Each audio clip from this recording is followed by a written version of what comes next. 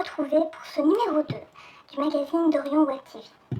Orion, l'office de radiodiffusion intelligente, originale, nouvelle. Tout d'abord, les intelligents, des interviews exclusives sur le monde de l'art. Après notre premier invité, Nicolas Marié, nous recevrons Roland Le Guenec et Serge Beyer. Puis, en partenariat avec l'agence artistique 2 sur 2, Feutre d'humour, ce mois-ci, Philippe Fertret vous proposera des destinations de vacances. Et une interview de Michel Borde qui vous présentera son spectacle Miles Davis ou Le Coucou de Montreux. Et nous nous retrouvons tout à l'heure pour la deuxième partie de l'émission.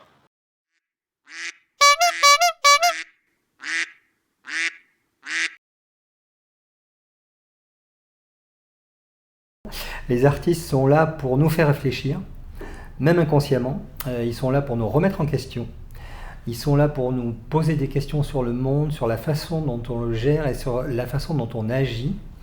Je pense que les artistes ont bousculé le monde.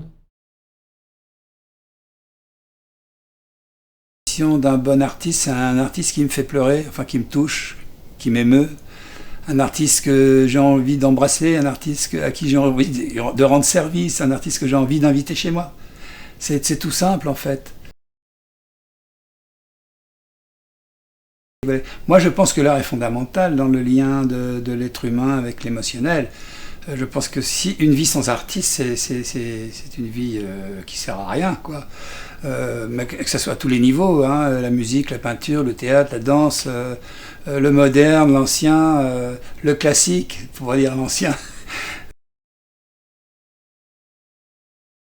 Je pense que la culture est la seule façon de sauver le monde. C'est-à-dire pas seulement la culture musicale, mais la culture tout court, l'intérêt pour des choses différentes, pour la curiosité, tout ça passe par la culture. Je pense que si on développe la culture, on développe l'intelligence du monde. Et évidemment que l'artiste a son mot à dire et qu'il faut être à son écoute. Je pense qu'il n'y a que ça pour faire évoluer les choses. Je crois plus à la culture qu'à la politique.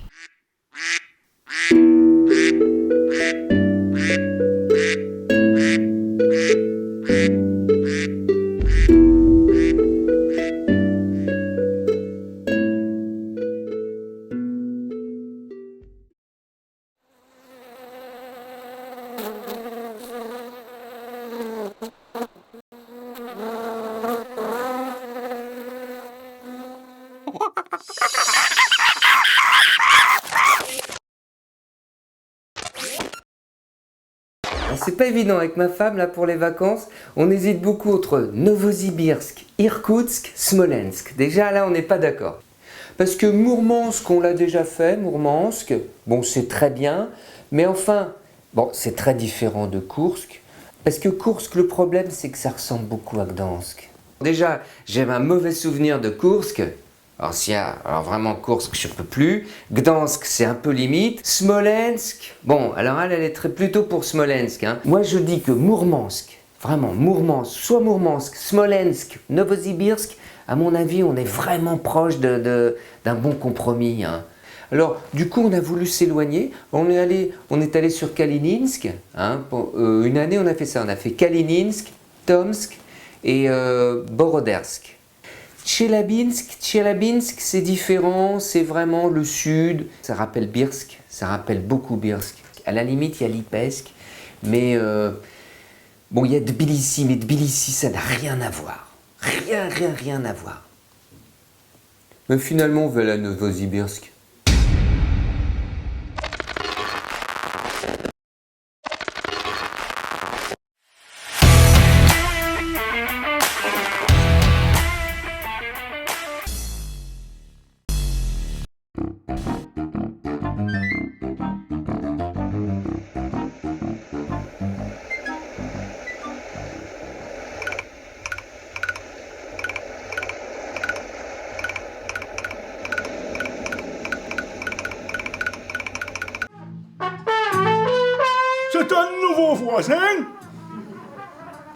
ne le connaissez pas, celui-là. Miles Davis.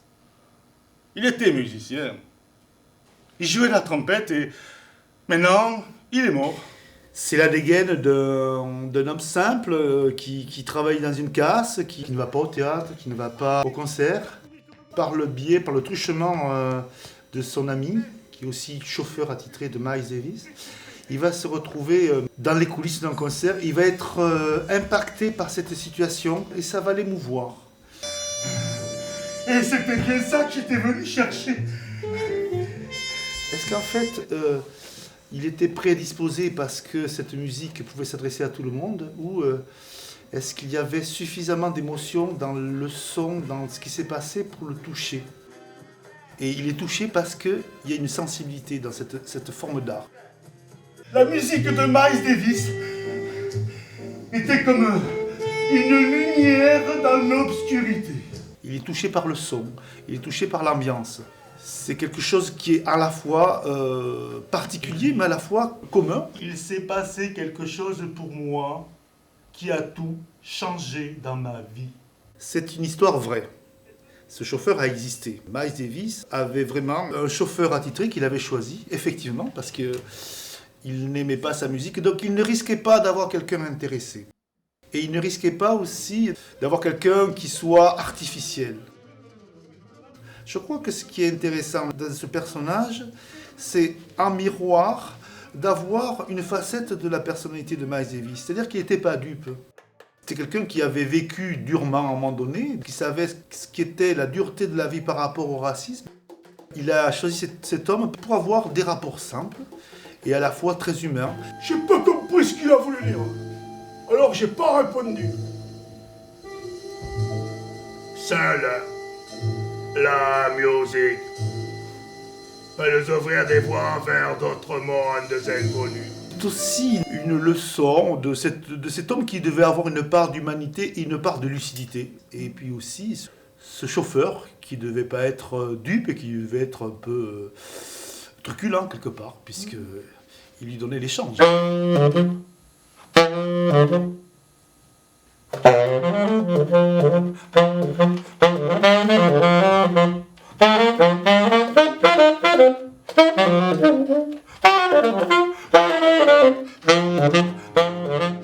Notre terre, notre monde dans lequel on vit est aussi un monde vibratoire.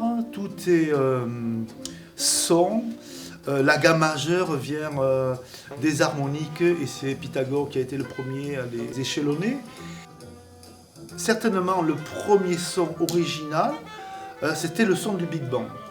Et ce son, il avait certainement une hauteur, une note. Miles Davis, ou Charlie Parker, ou John Coltrane, ou Mozart, ou Bach. C'est quelque part des gens qui transmettent quelque chose d'universel qui est déjà là.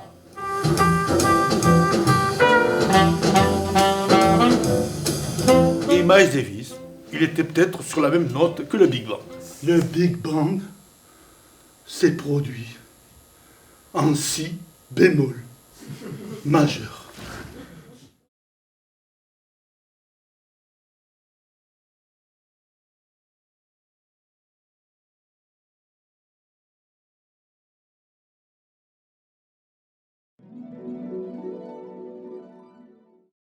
Heureuse de vous retrouver pour la suite du programme.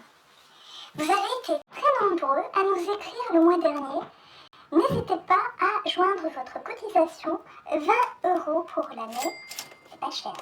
Sans plus attendre, la suite du programme de la soirée avec votre moment de divertissement, le ciné C-Quiz avec Daniel Roca, en collaboration avec l'agence artistique 2 sur 2, puis le magazine musical en partenariat avec la revue Sur la même longueur d'onde. L'artiste découverte ce mois-ci est Coco Bands. Puis viendra votre téléachat présenté par le duo de choc Jean-Louis et Pétronille. Notre soirée se terminera après la météo de Philippe Fertret avec le documentaire original inédit première diffusion d'Orient Web TV. Nous nous retrouvons tout à l'heure en fin d'émission.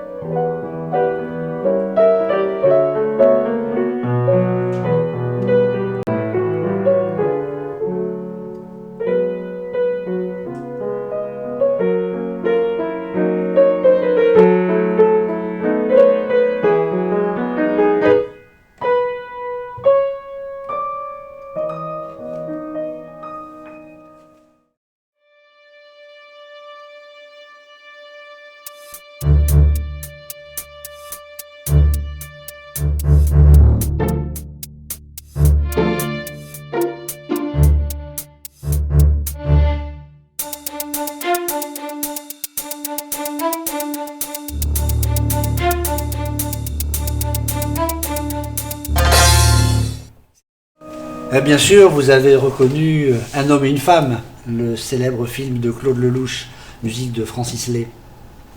Et justement, Claude Lelouch raconte comment lui est venue l'idée de ce film. C'est lui-même qui dit, c'était en 1963, je venais de finir un film, Les Grands Moments, qui avait été un échec cuisant. Et j'avais pas le moral, et quand j'ai pas le moral, je vais à Deauville. Et à Deauville, je me rappelle, c'était le 13 septembre, je me promenais sur la plage, il faisait un temps épouvantable, il y avait du vent, de la pluie, et j'ai vu au loin, sur la plage également, une jeune femme avec un petit enfant. Elle était avec un imperméable, et je me suis rapproché d'elle pour la voir de plus près, et pendant tout le temps qu'a duré cette marche, ce rapprochement, j'ai imaginé le destin de cette femme. Et les images sont arrivées comme des flashs sans arrêt, et je venais d'écrire le scénario d'un homme et d'une femme.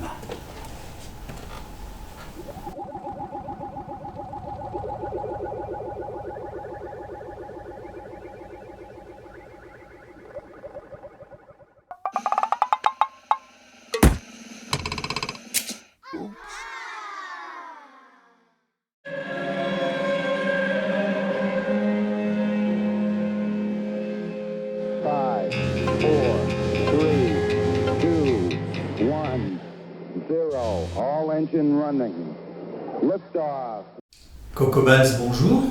Bonjour. Avant l'heure et le jour d'après, je savais pas comme je t'aimais. Même si tu n'es plus là, je te sens ici autour de moi. J'entends ta voix. Que vient faire une Américaine à Paris? Ah, ça c'est la grande question. T'as atterri comment ici? D'abord c'était pour la mode. Et donc Paris, quand même, ville de la mode, je suis venue et j'ai fait une carrière dans les showrooms. Mais je pensais pas rester, je pensais faire que 6 mois ici et maintenant ça fait plus de 10 ans. Donc je sais pas, je suis rentrée dans un trou noir. Et comment tu es rentrée dans la musique? C'était il y a pas très longtemps, il y a quelques années, il y a un ex à moi qui m'a acheté une guitare et il m'a dit ça suffit, il faut que tu chantes. Et moi je voyais pas et pourtant je chantais tout le temps à la maison et j'écrivais, mais c'est lui qui m'a poussée en vrai. Et j'ai fait mes premières chansons et voilà, c'était parti. Je trouvais ma grande passion.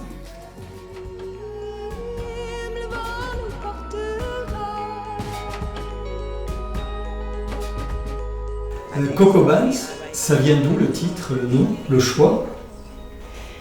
C'est commencé, c'était une blague. Donc c'est drôle ce genre d'histoire qui voyage comme ça, j'adore. C'était à la base, mes amis m'appelaient Coco Banana. Parce que je suis un peu, bon là comme ça je me parais très droite, très sérieuse. Mais j'adore délirer, j'adore rigoler. L'humour c'est quelque chose qui est hyper important. C'est vraiment, même dans ma famille, on rigole tout le temps. Et donc je trouvais ça super ce nickname Coco Banana, mais quand j'ai commencé le projet, je me suis dit j'assumerai pas jusqu'au bout Coco Banana parce que je peux pas chanter les chansons folk en étant Coco Banana. Donc assez directement j'ai dit c'est Coco Banz en fait. Et je me suis identifiée avec, je ne saurais pas expliquer, je suis Coco Banz.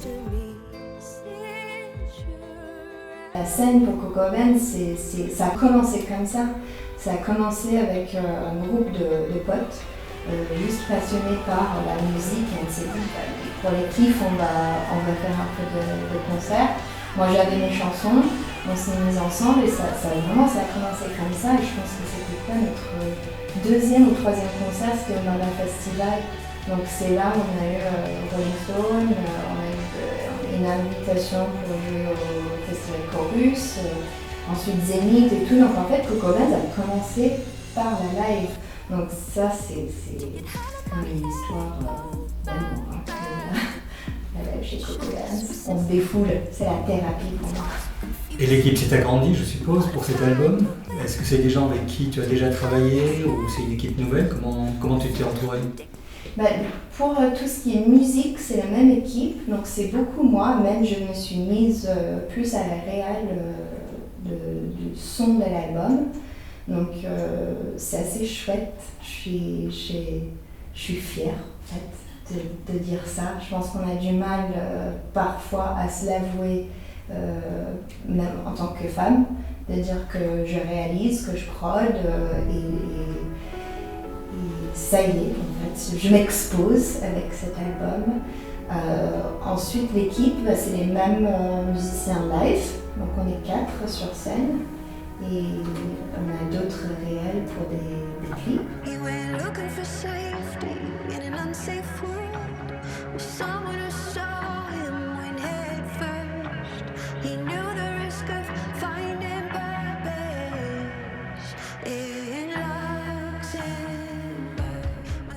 Comment tu es quand tu écris? Dans quelles conditions tu te mets?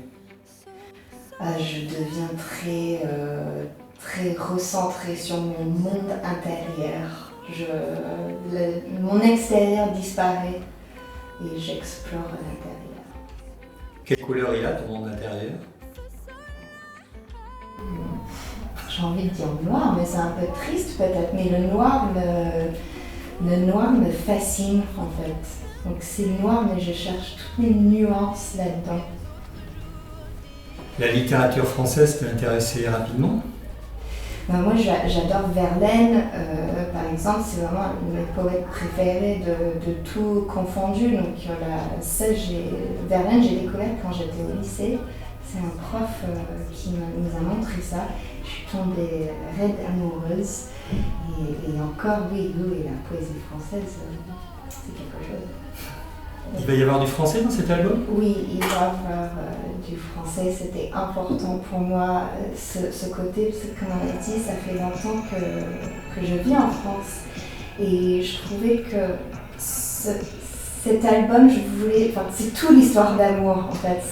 C'est l'histoire d'amour aussi, moi, avec la France, pour dire que ça fait longtemps que je suis là, j'ai découvert la musique en France, je sens je suis tellement accueillie avec l'amour par les Français, pour les concerts, tout. Je voulais transmettre les messages positifs de l'espoir. Je pray notamment en français. Et puis Thomas, Thomas de Porquerie qui nous récite un peu de Baudelaire. Il y a une autre chanson aussi complètement française. Tu peux nous parler du titre que tu chantes là, pour nous? Mais c'était une amie qui a perdu son père et elle a commencé à écrire cette chanson et elle m'a montré les 2 premières phrases et j'étais tellement bouleversée par la mélodie et par ce qu'elle voulait raconter. En fait, elle voulait s'adresser à son père pour dire que la vie est très dure, qu'elle n'arrive pas, mais en fait elle reste en vie pour lui, elle baisse pas les bras. Et à chaque fois que j'en parle, je deviens un peu émotionnelle parce que cette chanson me traverse. Je ne sais pas comment expliquer. Donc j'étais honorée déjà qu'elle me demande d'écrire cette chanson pour elle et pour son père. Je pense qu'on a tous souffert en fait dans la vie. On est presque liés par la souffrance. C'est quelque chose que nous tous, chaque humain, on a vécu. Et c'est pas pour tomber là-dedans, mais pour dire ça nous lie justement. Se confronter à cette souffrance avec de l'espoir, avec une force, une résilience pour dire je baisse pas les bras. Oh la douleur dépasse toutes les limites. Je laisse faire le temps mais je contrôle les minutes. Je ne baisse pas les bras. Je sais que d'en haut tu me vois. Si cet album était un animal? Je sais pas très original, mais moi je suis vraiment un chat. J'ai une obsession avec les chats. J'ai une collection de cartes postales chats partout en Europe où c'est écrit bisous de Nantes, bisous de Mont-Saint-Michel, toujours avec les têtes de chat. Ça me procure tellement de joie de les voir chez moi. Donc cet album est vraiment un chat. J'espère que tu auras cette vie aussi. Oui. Eh bien, Coco Benz, merci. Merci à vous.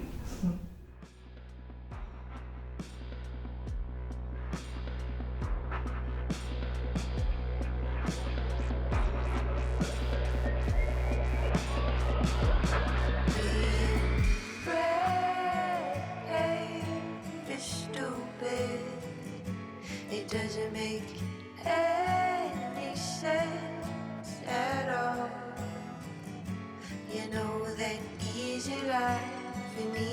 come is easier said than done.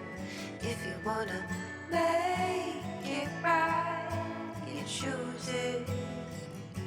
No matter what you say, there's some truth in everything you've done. If you wanna make it right, just do it. Je sais l'art d'évoquer les minutes heureuses et revis mon passé blotti dans tes genoux.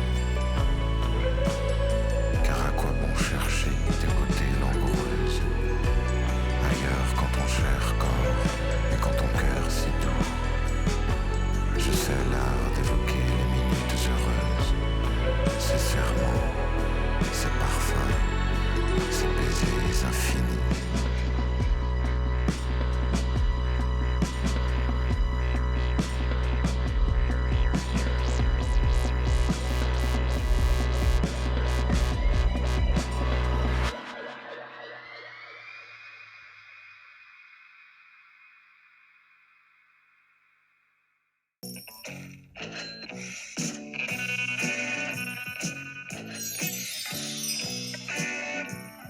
Chers web téléspectateurs, bonjour. Bonjour Petroni. Bonjour Jean-Louis. C'est l'été, on est dans notre jardin. Nous espérons que vous aussi, comme nous, profitez de la soleil. Vous avez été très nombreux de vous procurer notre premier objet extraordinaire, la pépite en sel. Si vous n'avez pas encore la reçue, soyez rassurés qu'il est en route. Alors Petroni, quel est l'objet d'extraordinaire d'aujourd'hui?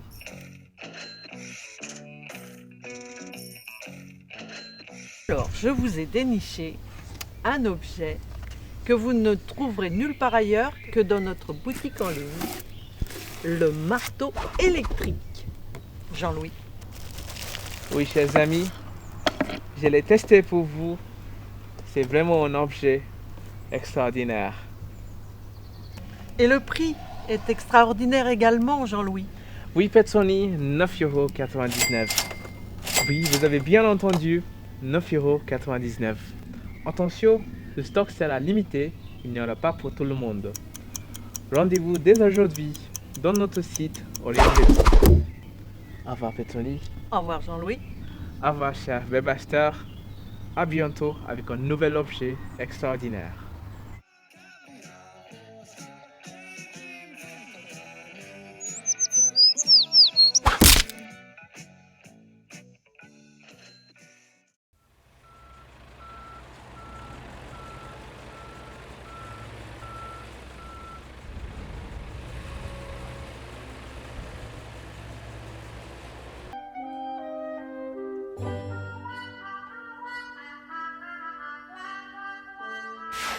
Bonjour, écoutez, ce bulletin météo aujourd'hui, il n'y a pas grand chose à dire, puisqu'il fait un grand ciel bleu, il fait très très beau.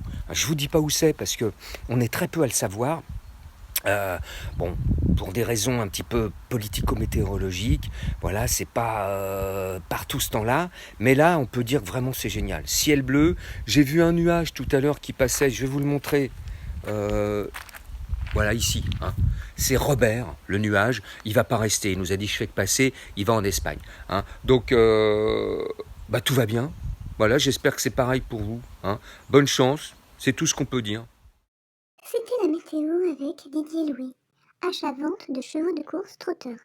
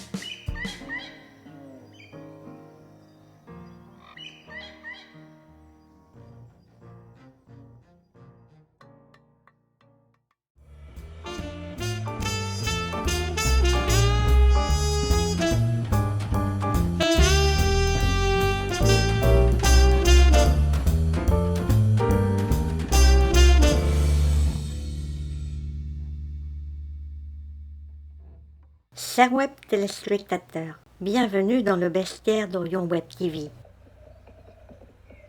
Le premier numéro des Animaux du monde sera consacré à un animal fabuleux, unique et précieux.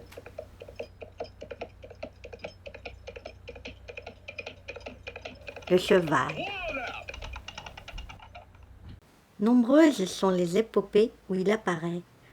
Nombreux les poètes qui ont chanté sa beauté, ses louanges.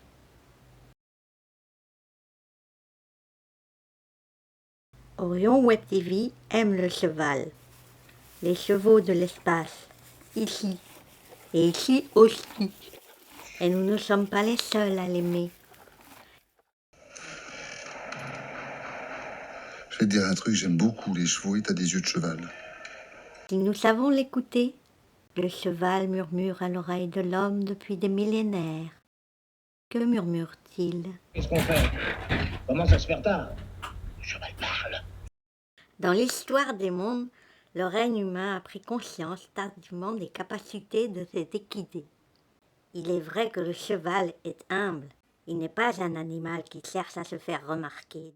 Du moins, il l'était. Il était jusqu'à un certain Hans. Hans, né en Allemagne au début du XXe siècle, il a commencé à vouloir se faire remarquer. En tapant du sabot, Hans était capable d'additionner, de soustraire, de multiplier et de diviser. Hans pouvait épeler, lire et résoudre les problèmes d'harmonie musicale. Hans devint la première superstar mondiale. Articles de journaux, représentations publiques. Nombreux sont ceux qui tentèrent de l'imiter tel ce spécimen. Très tôt, le cheval a partagé la vie humaine en s'intégrant aux activités des humains d'âge inférieur. Le cheval à bascule serait issu d'une sélection et croisement du colonel cheval et du cheval Melba Bella, particulièrement rustique et endurante. Le plus ancien vestige du cheval à bascule a été découvert à Troyes. Et les recherches génétiques sur le séquençage du génome complet laissent supposer que le cheval de l'époque s'était affieffé coquin. Encore aujourd'hui, le cheval a gardé une place importante dans les activités de la vie humaine. Just like a regular horse show event, we end up with some crashes and wrecks. People go down over the jumps. The competition gets pretty crazy sometimes. So now I'm going to leave him here for a minute for pony space before we take him out and for the reining competition. It doesn't give him time to transition into his headspace that allows him to express himself as a pony.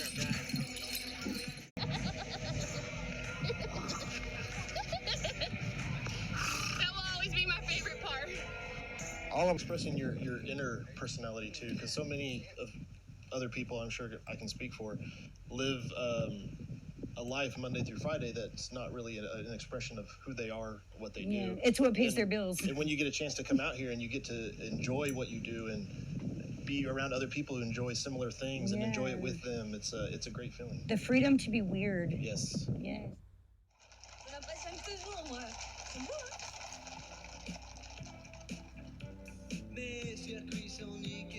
Que fais-tu là? Me dit Virgile.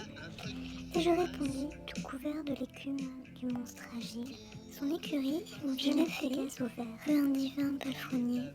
Le premier s'appelait Orphée, et le dernier se prénommerait My Little Pony.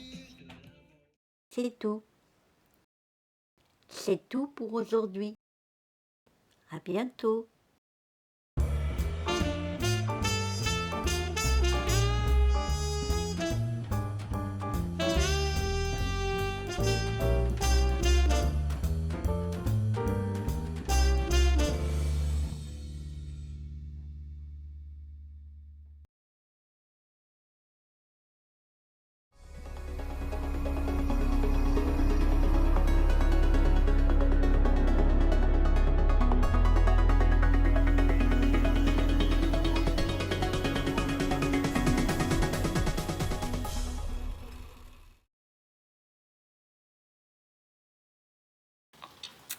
Chers amis, J'espère que vous avez passé un bon moment en notre compagnie.